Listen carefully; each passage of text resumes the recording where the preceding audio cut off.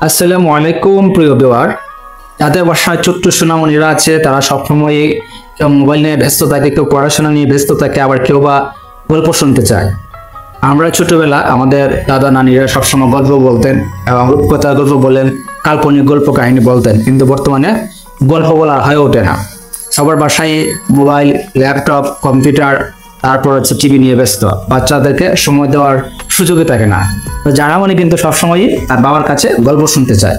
আমিও কাল্পনিক গল্প তাকে মধ্যে মধ্যে বলি, ধর্মীয় বিষয় গল্প বলি, সত্য কাহিনী বলি, ধর্মীয় বিষয়। আজকে সে শুনতে যাচ্ছে একটা কাল্পনিক গল্প, ভূতের গল্প শুনতে যাচ্ছে। ভূতের গল্প প্রায় কাল্পনিক হয়, সেজন্য কাল্পনিক গল্প শোনাতে যাচ্ছি, আপনারাও শোনা। এক ছিল একটা বেবি, ছোট্ট একটা বেবি আর তার আম্মু এবং আব্বু। বেবিকে নিয়ে এরা প্রায় ঘুরতে যায়। একদিন তারা গেল যে বনের ভিতর দিয়ে যাবে, বনের ভিতর দিয়ে ঘুরতে যাবে। শাকচুন্নি থাকে, ওরা জানতো না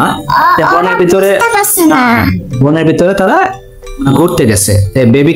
বেবির আম্মু এবং আব্বু সবসময় বলে হাত ধরে হাঁটতে হবে, একা কোথাও যাওয়া যাবে না, হাত ছাড়া যাবে না, বাইরে গিয়ে হাত ছেড়ে দিলে যে কেউ নিয়ে যেতে পারে, নিয়ে যেতে পারে। হ্যাঁ হ্যাঁ, বেবিটা কি করছে, খেলতে খেলতে তার আম্মুরা হাত ছেড়ে দিচ্ছে, বাবার হাত ছেড়ে দিচ্ছে। হঠাৎ দেখে তার আম্মু আব্বু বেবিটার সাথে নাই, বনের ভিতরে জঙ্গল, এবং বেবি গেল কোথায়? এই বনের ভিতরে থাকতে একটা শাকচুন্নি, মানে সে ভূত। সে কি করছে, সে একটা ভূত।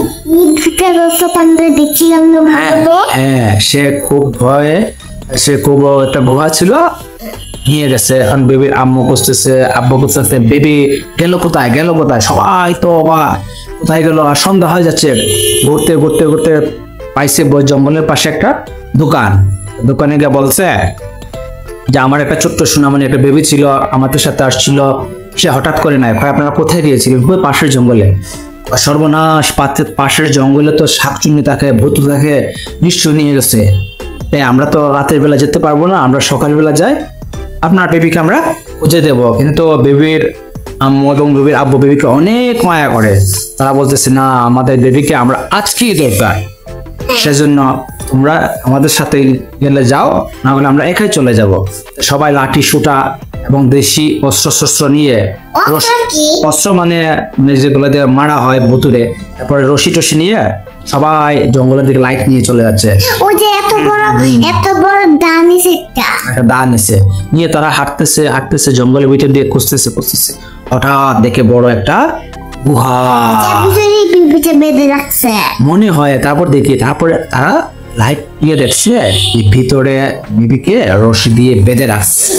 হ্যাঁ, আর পাশে যে শাকচুন্নি বা ভূত আছে, নাক দেখে ঘুমাইতেছে। কিভাবে ঘুমায়? নাক দেখে ঘুমাইতেছে। তারা কি করছে, আস্তে আস্তে করে নিচে নামছে। নিচে গিয়ে বিবি তো বেঁধে রাখছে, বিবি আস্তে করে বিবির রশি খুলে হালকা হারো ভালো ছিল। তারপর কি করছে, বেবিকে খুলে বেবির আমার কাছে দিয়ে দিছে। তারপর সবাই মিলে ওই যে শাকচুন্নি ভূত ঘুমাইতেছে, সবাই কি করছে, শিকল দিয়ে বেঁধে এখন ভূত ঘুম ছাড়ছে। ছাড়ার পরে সে দেখতে ছাড়ি আমার গুহার মধ্যে ওরা কোথা থেকে আসছে। সবাই কি করছে, কি করছে, সবাই উপরে নিয়ে গিয়ে আচ্ছা মতো পিটা টিটা দিয়ে মেরে ফেলছে, মেরে সাগরে ফেলছে, বাসায় দিছে। তারপর বিবির আম্মু এবং আব্বু সাথে নিয়ে আসছে। ওরা বলছে যখন আর কোনোদিন বাইরে বেরোতে যাও, ঘুরতে যাও, তখন আম্মু আব্বুর হাত ছাড়া যাবে না। যখন চিপস খাইতে মন চাবে তখন আপনাদের আব্বু আম্মুকে বলতে পারবে, আপনাদের আব্বু আম্মুকে বলতে হবে, মানে একা একা কোথাও যাওয়া যাবে না। তুমি বেবিদেরকে কি বলবা, যারা তোমার গল্পটা শুনছে তাদেরকে কি বলতে চাও বলো? বাইরে গেলে তারা কি করবে?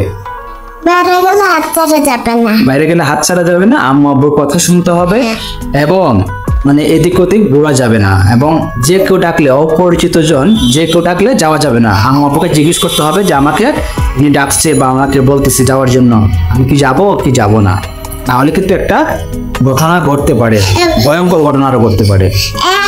যদি পিছনে দিয়ে কেউ দেখে তারপর তাকানো যাবে না, তারপর পিছনে টাকা দেখবে কেউ নাই। কেউ নাই, কিন্তু ভয়ঙ্কর কাহিনী। সেজন্য কি করতে হবে? তাই হয়ে যায়, ভূত আসাই নাই হয়ে যায়। আয় হয়ে যায়। সেজন্য সবসময় কি করতে হবে? বড়দের কথা শুনতে হবে। ভূতের জাদু আছে।